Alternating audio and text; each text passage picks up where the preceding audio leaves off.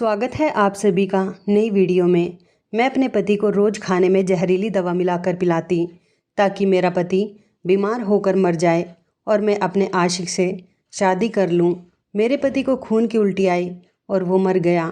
पति के मरने के बाद कुछ दिन तक मैंने झूठ का शौक मनाया और फिर दूसरी शादी अपनी पसंद के लड़के से करने जा रही थी कि एक दिन मेरी तबीयत खराब हो गई। तभी मेरी माँ मुझे डॉक्टर के पास लेकर गई। डॉक्टर ने मेरी माँ को बाहर निकाल दिया और अंदर आकर मुझे एक ऐसी बात बताई कि मेरा दिल दहल गया, क्योंकि मेरा नाम रीचा है। मैं अपने माँ बाप की इकलौती औलाद थी। मेरे माँ बाप मुझसे बहुत मोहब्बत करते थे और मैं भी उनकी मोहब्बत पर खूब गर्व किया करती थी कि उनके जैसे दुनिया में इतने अच्छे और प्यार करने वाले माँ बाप मिले थे। मुझे तो जीने के लिए अपने माँ बाप की मोहब्बत ही काफ़ी थी। मगर एक दिन अचानक ही मेरे पड़ोस में रहने वाली मेरी एक दोस्त, जिसका नाम मयूरी था, उसने मुझे एहसास करवाया कि जीने के लिए माँ बाप की मोहब्बत ही काफ़ी नहीं होती, बल्कि उनकी मोहब्बत के अलावा एक और मोहब्बत होती है जो औरत की ज़िंदगी को पूरा कर देती है, उसकी ज़िंदगी में खुशियों के रंग भर देती है। मयूरी की बात सुनकर मैं बहुत देर तक हंसती रही और उसे मेरा हंसना बुरा लगा था। तब उसने मुझसे कहा कि ये देखो, ये मोबाइल, ये चूड़ियाँ और ये ढेर सारा सामान, ये सब कुछ मुझे मेरे आशिक ने दिया है। अपनी सहेली मयूरी की इतनी महंगी चीज़ें देखकर मैं हैरान रह गई। मैं वो चीज़ें बड़े शौक़ से देखे जा रही थी। उसकी चीज़ें देखकर मुझे अब जलन महसूस हो रही थी। वो भला मामूली सी शक्ल सूरत की लड़की थी और उसके पास इतनी कीमती चीज़ें थी। मैं उससे ज़्यादा सुंदर थी, इसलिए मुझे उस पर गुस्सा होने के साथ साथ अब जलन भी हो रही थी। मैं उसकी कीमती चीज़ें देखकर बस मुस्कुराने पर ही रुक गई थी, जबकि मेरा दिल अंदर से बुरी तरह से जल रहा था। इस बात को गुजरे हुए कुछ ही दिन हुए थे। मैं एक कॉलेज में पढ़ती थी। दोपहर के समय कॉलेज से घर आ रही थी, तभी अचानक एक लड़का मुझसे टकराया। मैं उस लड़के को यूं अचानक सामने देखकर एकदम से गुस्से में आ गई और उसे घूरते हुए उसके पास से जाने लगी। तभी वो मुझसे कहने लगा कि मैं हर रोज़ कॉलेज से आते हुए तुम्हें छत से देखता हूँ। उसकी बात मैं समझ नहीं पाई थी, इसलिए गुस्से से बोली, क्यों देखते हो मुझे? मेरे सवाल पर उसने मुस्कुरा कर कहा कि मुझे तुमसे मोहब्बत हो गई और मैं तुम्हारे बिना एक पल भी नहीं रह सकता। उस लड़के की बात सुनकर मुझ पर हैरत और गुस्से के पहाड़ टूट पड़े। उसकी हिम्मत कैसे हुई जो रास्ते में रोककर इस तरह की बातें कहने की? मैं तो उस लड़के को जानती भी नहीं थी, बल्कि मैंने ज़िंदगी में पहली बार उसे अपने मोहल्ले में देखा था। फिर वो कैसे मेरी मोहब्बत का दम भर सकता था? मैं वहाँ चुपचाप बेहरकत खड़ी हुई थी। उसने मेरी बेध्यानी का फ़ायदा उठाकर मेरे बैग में कागज़ का टुकड़ा डाल दिया और वहाँ से चला गया। उसके जाने के बाद मुझे होश आया तो मैं जल्दी से घर आ गई। घर आकर भी मैं उलझन का शिकार हो रही थी। मेरे दिमाग में अपने दोस्त मयूरी की बातें और उसके हाथ में मौजूद गिफ्ट घूम रहे थे। मेरे दिल की हालत भी अजीब सी हो रही थी। ये जज्बात मेरे लिए ना सिर्फ अजीबोगरीब थे, बल्कि अब मुझे अंदर ही अंदर गुदगुदी भी पैदा कर रहे थे। मैं कितनी देर तक उस लड़के के बारे में सोचती रहती। फिर मैंने अपने दिल के हाथों मजबूर होकर उस लड़के के दिए गए नंबर पर कॉल लगा दी और वो तो जैसे मेरे ही कॉल के इंतज़ार में था। मेरे कॉल करने पर उसने फ़ौरन मेरी कॉल अटेंड कर ली। उसका नाम राज था और फिर इसी तरह हम दोनों की मोहब्बत परवान चढ़ती गई। वो मुझे मेरी दोस्त मयूरी की तरह कीमती गिफ्ट दिया करता था और दिन में कई बार अपनी मोहब्बत का इजहार भी किया करता था। मैं भी खुद उससे मोहब्बत करने पर रोक नहीं पाई थी। हम दोनों रात रात भर जागकर एक दूसरे से बात किया करते थे। कभी वो अपने घर की छत से मुझे देखता तो कभी मैं उसे देखती। मेरी दिन ब दिन बढ़ती हुई लापरवाही और अपने आप में गुम देखकर मेरी माँ मुझे शक भरी निगाहों से देख रही थी और मैं ज़्यादा देर तक उनकी निगाह का सामना नहीं कर पाती थी। तभी मैं इधर उधर हो जाया करती थी। मैं अब उसकी मोहब्बत में अंधी हो चुकी थी, कुछ भी सोचने समझने के काबिल नहीं रही थी। वो मुझसे अब अकेले में मिलना चाहता था, लेकिन मेरे अंदर इतनी हिम्मत नहीं थी कि उसे अकेले में मिल पाती। एक दिन उसने कहा कि मेरे माँ बाप घर पर नहीं हैं, तुम मेरे घर आ जाओ। पहले तो मैं मना करती रही, लेकिन जैसे तैसे करके दिल को समझा लिया। मैंने मम्मी से बहाना कर दिया कि मैं मयूरी के घर जा रही हूँ। बहुत डरते डरते मैं उसके घर पहुँची थी। उसके घर में कोई नहीं था। ये लोग काफ़ी पैसे वाले थे और घर की साज सज्जा से ही पता लग रहा था वो मुझे अपने कमरे में ले गया। मेरा दिल ज़ोरों से धड़क रहा था। अगर किसी को पता चल जाता तो क्या होता। अभी हम बैठे हुए आपस में बात ही कर रहे थे, तभी राज मेरे करीब सरकने लगा और उसने मेरा हाथ पकड़ लिया। उसके इतने ज़्यादा करीब होने पर मेरा दिल उछल कर हलक में आ गया था। मैं उससे दूर होने लगी। मेरी ज़िंदगी का ये पहला मौका था जब कोई लड़का मेरे करीब आया था। उसने पकड़कर मुझे खुद के करीब कर लिया। मेरी हालत ख़राब होने लगी तो मैंने कहा, राज ये क्या कर रहे हो? उसकी आंखें मदहोश हुए जा रही थी। मदहोशी में वो कहने लगा, रीचा इसमें गलत क्या है? मैं प्यार करता हूँ तुमसे। मैंने कहा, ये सब शादी से पहले ठीक नहीं है। मेरी बात पूरी नहीं हो पाई थी कि उसने मेरे होठों पर अपने हाथ रख दिए। मेरा पूरा शरीर धधक उठा और मैं जल्दी से खड़ी हो गई। मैंने कहा, राज ये सब गलत है।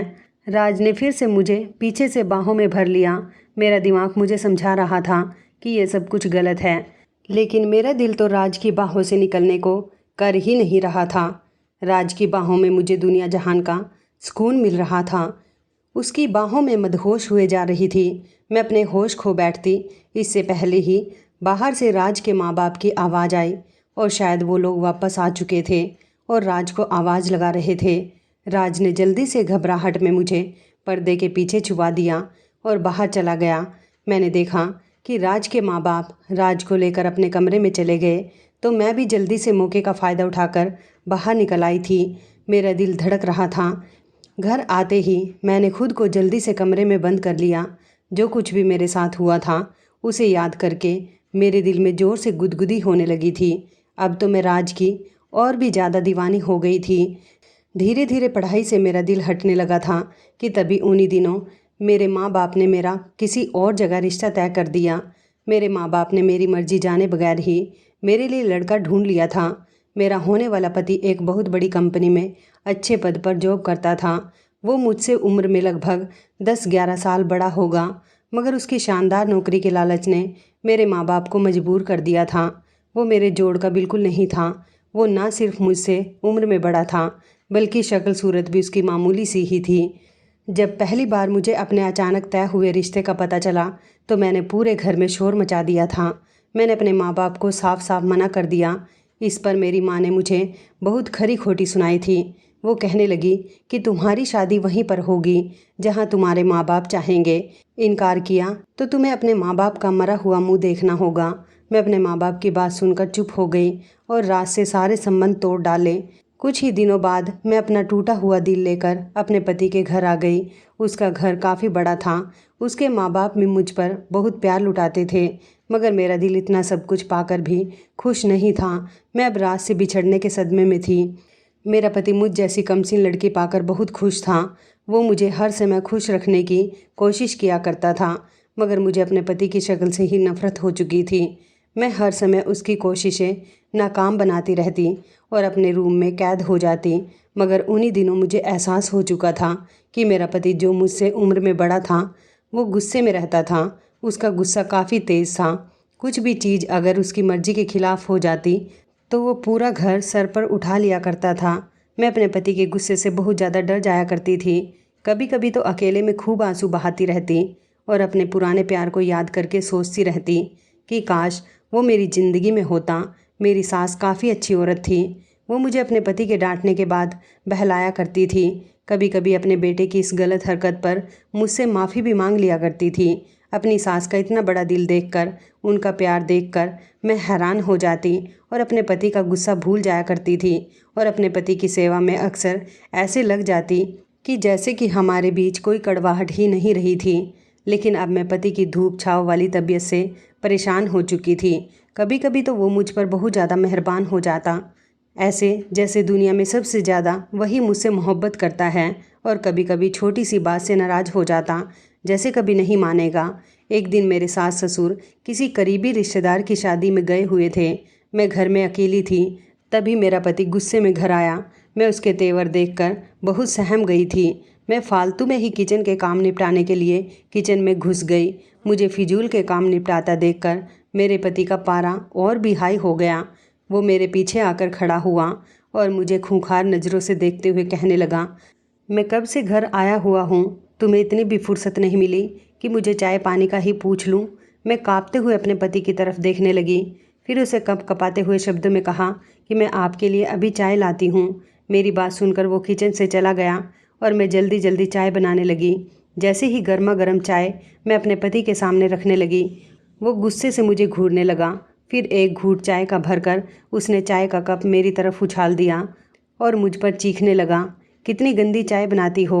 मेरे पति की फेंकी हुई गर्म चाय से मेरा हाथ बुरी तरह से जल गया था। मेरी चीख निकल गई थी। मैं टूटे हुए कप के टुकड़े लेकर किचन में चली आई और वहीं खड़े होकर अपनी किस्मत पर आंसू बहाने लगी और अपने हाथ की जलन को अपने अंदर उतारने लगी। मेरे पीछे पीछे मेरे पति भी उठकर चला आया था। वो शायद मुझे खाने के लिए कहने आया था कि तभी अचानक मेरे पति की नज़र मेरे जले हुए हाथ पर गई तो वो सब कुछ भूल गया और मुझसे कहने लगा कि मुझे माफ़ कर दो। मुझे उसकी माफ़ी से कोई फ़र्क नहीं पड़ता था, बल्कि मेरा दिल चाह रहा था कि मैं अपने पति को धक्का देकर कहीं दूर भाग जाऊं, मगर मैं ऐसा नहीं कर सकती थी। बस अंदर ही अंदर अपने आंसू पीती रही। ऐसे ही धीरे धीरे मेरी शादी को 5 महीने बीत चुके थे। मैं अपने पति के सर्द और गर्म नेचर को लेकर काफ़ी परेशान रहा करती थी। एक दिन अचानक मेरी माँ की तबीयत खराब हो गई। मैंने सास से अनुमति ली और अपने मायके चली आई। शादी के बाद मुझे बहुत कम अपने मायके आने का मौका मिला था। जब भी अपने ससुराल से मायके आती तो मेरे पति भी मेरे साथ ही हुआ करते थे, मगर आज मैं अकेली आई थी और मेरे इरादे कुछ दिन अपनी माँ के साथ रहने के थे। मुझे घर में देखकर मेरी माँ खिल उठी। उनकी आधी बीमारी तो मुझे देखकर ही कम हो चुकी थी। मैं भी अपने घर और माँ बाप को देखकर बहुत खुश थी। मगर जब रात के समय घर की छत पर चली आई तो अचानक से मुझे अपना पुराना प्यार याद आने लगा। अपने पति के गुस्से को याद करके मुझे रोना आने लगा और मैं अपने पुराने बॉयफ्रेंड राज की प्यार भरी बातें सोचने लगी। उसे सोचते हुए मुझे ना जाने कितनी रात हो चुकी थी। तभी मैं सोने चली गई और फिर अक्सर ही ऐसा होने लगा कि वो लड़का मुझे याद आने लगता और मैं कई कई घंटे उसकी याद में गुजार दिया करती। एक रात मेरे साथ अजीब सा हादसा हुआ। मैं अपने घर की छत पर बैठी थी, तभी एक बड़ा सा पत्थर मेरी तरफ आया, जिसे देखकर मैं घबराकर इधर उधर देखने लगी कि तभी मुझे 2-3 घरों की छत के बाद उसकी छत नजर आई। शादी से पहले मेरा जिस लड़के से अफेयर था, ये वही लड़का राज मेरे सामने खड़ा था। मैं उसे पहचान गई थी। काफ़ी दिनों के बाद उसे अपने सामने देखकर मेरे चेहरे पर मुस्कुराहट आ गई थी। वो भी मुझे दूर से देख रहा था। उसकी निगाहों में मेरे लिए मोहब्बत थी। उस रात के बाद हम दोनों के बीच फिर से कांटेक्ट हो चुका था। वो मुझसे शिकायत करता रहता, क्यों तुमने मेरी मोहब्बत को भुला दिया, क्यों तुमने मोहब्बत के वादे मेरे साथ किए और शादी दूसरे के साथ कर ली। उसके सवाल पर मैंने उसे बताया कि मेरे माँ बाप को हमारे रिश्ते के बारे में शक हो गया था, इसलिए उन्होंने मेरे साथ ये सब कुछ ज़बरदस्ती किया है। उसे मेरी बात पर विश्वास आ गया था। तब उसने मुझे कुछ और नहीं कहा था। हम दोनों कई घंटे एक दूसरे से बातें किया करते थे या फिर अपने घर की छत से एक दूसरे को देख लिया करते थे। मैं शादी के बाद से बहुत चुपचाप होकर रह गई थी। मुझे दोबारा से खुश देखकर मेरी माँ भी बहुत खुश थी और एक दिन मेरी माँ का व्यवहार मेरे साथ बहुत ही ख़राब हो गया। उन्होंने शायद मेरी चोरी पकड़ ली थी। मैं जो राज से छुप छुप कर बातें किया करती थी, मेरी माँ को इस बारे में शक हो चुका था। तभी उन्होंने मुझसे एक दिन कहा कि तुम अपनी ससुराल वापस चली जाओ, तुम्हारा पति तुम्हारा इंतज़ार करता होगा। मैं राज से मिलने के बाद अपने पति को पूरी तरह से भूल बैठी थी, मगर अपनी माँ के याद दिलाने पर मुझे अपने पति की याद आई, जिसे सोचकर ही मेरा हल्क तक कड़वा हो गया था। मैं अपनी माँ के जोर ज़बरदस्ती करने पर बहुत बेदिली से अपने ससुराल चली आई, मगर मेरा दिल अभी तक राज के लिए तड़पता रहता। मैं अपने ससुराल चली आई थी, मगर अब अक्सर मुझे राज के फ़ोन आने लगे थे। कभी कभी तो वो मुझे मेरे पति के सामने कॉल कर दिया करता था, जिस पर मेरा पति मुझे शक भरी निगाहों से देखता। मैं अपने पति से डरकर राज से कहती कि तुम मुझे बेवक्त कॉल मत किया करो, मगर वो मेरे मना करने के बावजूद भी मुझे कॉल कर दिया करता था। उस रात मेरा पति जल्दी घर आ चुका था। मैं भी सोने की तैयारी कर रही थी, तभी मेरा मोबाइल बज उठा। मेरे पति ने मुझे घूरते हुए पूछा कि किसकी कॉल है। मैंने डरते डरते कहा कि मेरी माँ की कॉल थी। मेरे ये कहने के बावजूद भी उसकी आंखों में मेरे लिए शक था। मैंने राज से साफ शब्दों में इनकार करते हुए कहा कि मुझे आगे से कॉल मत करना। मेरा सख्ती से इनकार करना शायद उसे पसंद नहीं आया था और फिर वो मुझे ब्लैकमेल करने लगा कि तुम अपने पति को छोड़कर मुझसे शादी कर लो। अगर तुमने मुझसे शादी नहीं की तो मैं तुम्हारे बारे में तुम्हारे पति को सब कुछ बता दूंगा। उसकी धमकी सुनकर मैं बहुत ज़्यादा डर गई थी, क्योंकि मेरे पति का गुस्सा बहुत ही तेज़ था। अगर मेरी ये हरकतें मेरे पति तक पहुंच जाती तो शायद वो मेरी जान भी ले लेता। मैं दिन रात डर के साए में गुजारने लगी कि आगे मेरी ज़िंदगी में क्या होगा। अगर मेरा सच मेरे पति को पता चल गया तो वो मुझे घर से निकाल देगा या मेरी जान ही ले लेगा। मुझे राज की कॉल लगातार आती रहती थी और मुझे अपने पति से छुटकारा पाने के वो अलग अलग उपाय बताता। कभी कभी तो मेरा दिल चाहता कि मैं राज के बताए उपायों पर काम करूं और अपने पति से छुटकारा पा लूं, और कभी कभी सोचती कि ये सब गलत है और इसके अंजाम को सोचकर मैं डर जाती और अपने आप को बुरे कामों से दूर रखती। एक दिन अचानक राज मेरे ससुराल आ पहुंचा।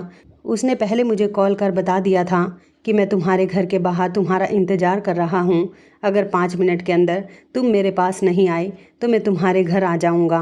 मैं उसकी धमकी से डर गई थी, इसलिए मैं उससे मिलने घर से बाहर चली गई। मुझे यूँ घबराया हुआ देखकर राज मुस्कुराने लगा। मैं उसके मुस्कुराने पर परेशान हो गई। तभी उसने मुझे एक दवा दी। उस दवा की बोतल को देखकर मैं परेशान हो गई। समझ नहीं आ रहा था कि इसमें क्या है, और मैं उसको देखने लगी। तभी मुझसे बोला कि रोज़ाना थोड़ी सी दवा खाने में मिलाकर अपने पति को खिला देना, फिर वो पूरी रात सोता रहेगा और फिर हम दोनों आपस में खूब बातें कर सकते हैं। तुम्हारे पति को बिल्कुल भी शक नहीं होगा।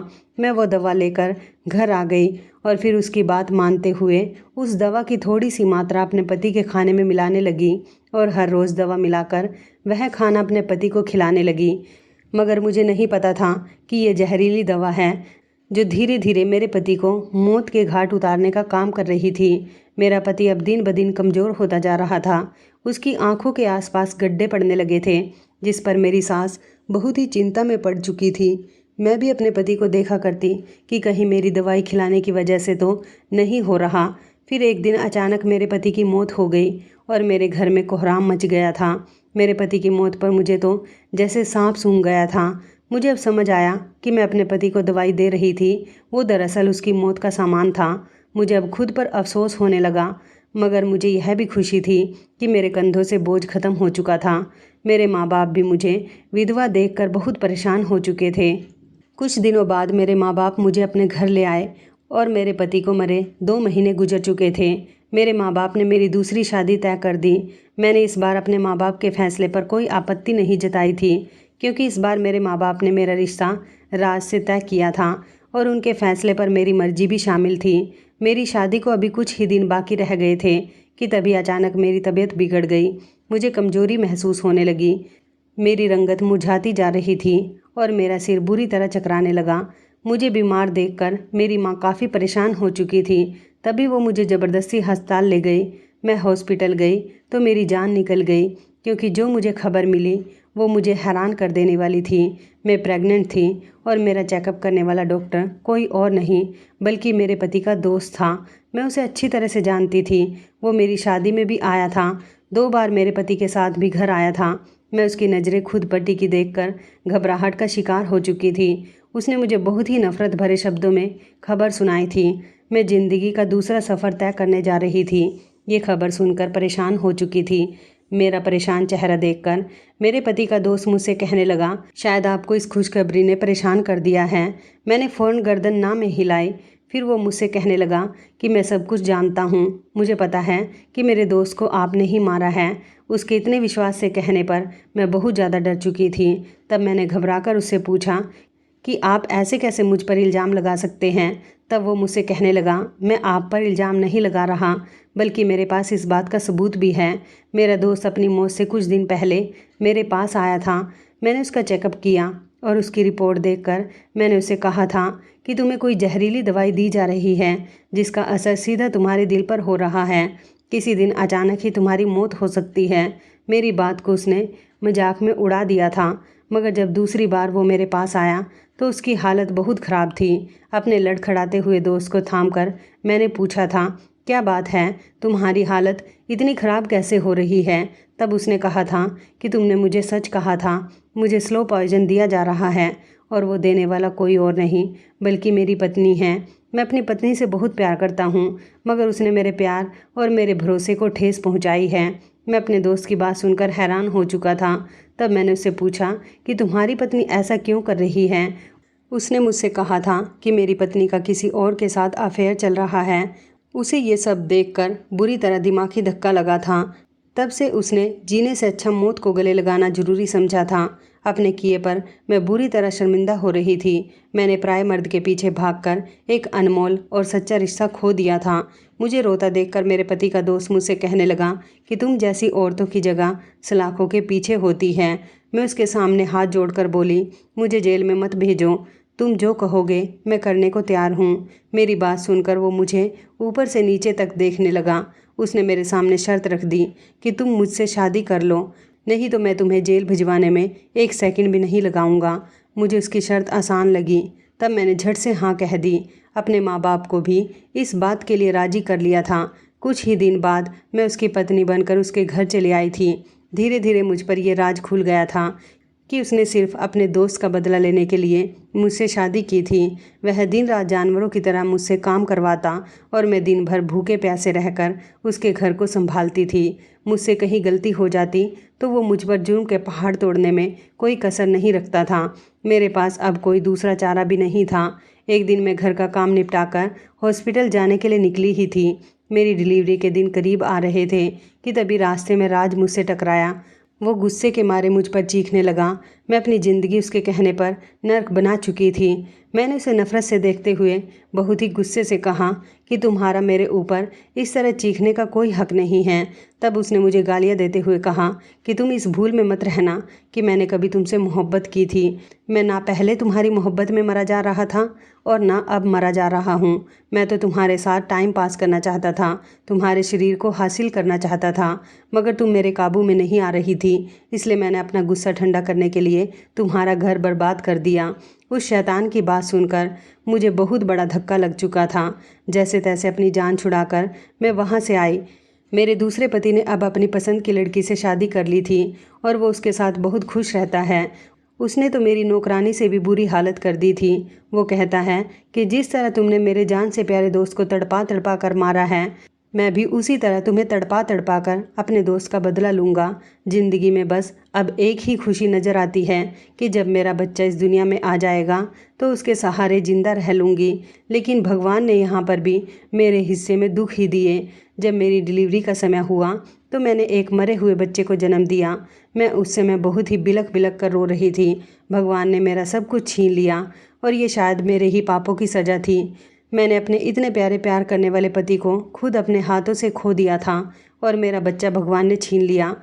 मेरी ज़िंदगी में अब कोई आस, कोई उम्मीद, कोई खुशी नहीं बची थी।